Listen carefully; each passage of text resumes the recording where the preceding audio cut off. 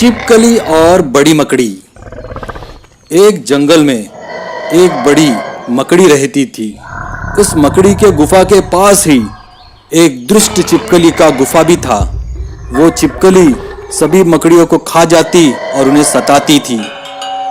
एक दिन वो दुष्ट छिपकली मकड़ी के गुफा में घुसकर उसे तंग करती है। ऐ मकड़ी, तुम हर जगह पर बार बार जाल बनाते हो और इस जाल की वजह से मुझे बहुत परेशानी होती है। तुम जाल बनाना बंद करो और ये जंगल छोड़कर चले जाओ यहाँ से, नहीं तो मैं तुम सबको खा जाऊंगी। नहीं बहन, ऐसा मत करो। हम यहाँ जन्मों से रह रहे हैं। तुम हमें यहाँ से भेज दोगी तो हम कहाँ जाएंगे? हम तो यहीं रहेंगे। वो सब देखकर सारी मकड़ियाँ वहां आ जाती है और उन मकड़ियों का राजा भी वहां आ जाता है। ये क्या हो रहा है? भीड़ क्यों लगी है? राजा जी देखो, ये छिपकली हमें यहाँ से जाने को धमका रही है। हम यहाँ से क्यों जाए भला? हम यहाँ जन्मों से रह रहे हैं। देखो छिपकली, हम यहाँ से कहीं नहीं जाएंगे और हमारे यहाँ रहने से तुम्हारा ही तो फायदा है। इस जाल पर जो भी जानवर फंसता है तुम उसे खा लेती हो और अपना पेट भर लेती हो, तो फिर हम यहाँ से जाए क्यों?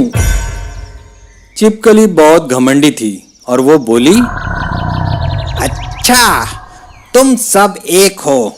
अभी बताती हूँ। तुम सब मिलकर मुझे डराना चाहते हो, पर मैं डरने वाली नहीं हूं। कल तक तुम यहां से नहीं गए तो देख लेना। वरना क्या? तुम हमें धमका रही हो? हम डरने वालों में से नहीं है। हम शरीफ है, डरपोक नहीं।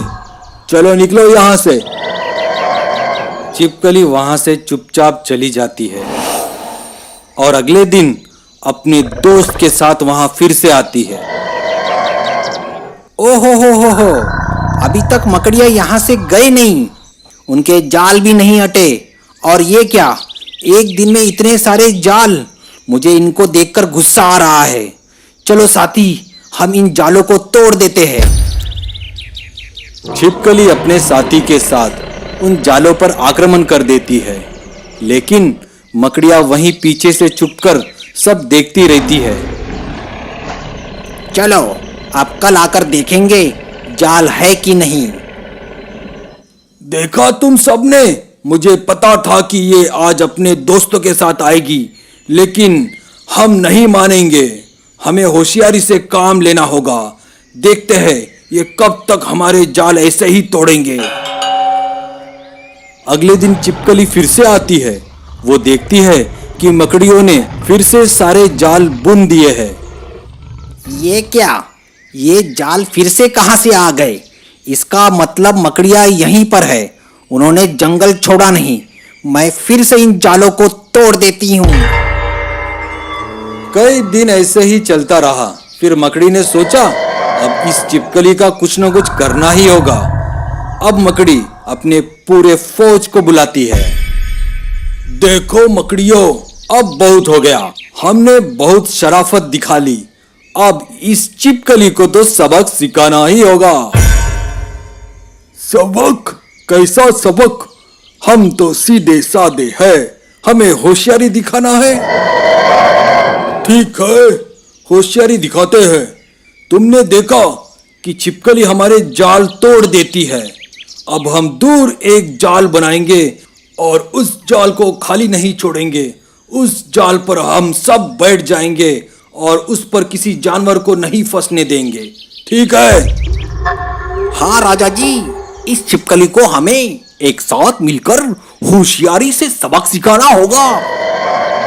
और फिर वो एक जाल बनाकर उस पर सारे बैठ जाते हैं। अगले दिन जैसे ही छिपकली आती है और देखती है, अरे ये क्या, सारे जाल कहाँ गए? अब हम क्या खाएंगे और हमारा पेट कैसे भरेगा? हम तो भूखे ही मर जाएंगे। तब वहां से मकड़ियों का राजा आता है और छिपकली से कहता है, देखा छिपकली, हो रही है ना तुम्हें परेशानी, क्योंकि आज हमने जाल नहीं बुने और उस जालों में कोई जानवर नहीं है।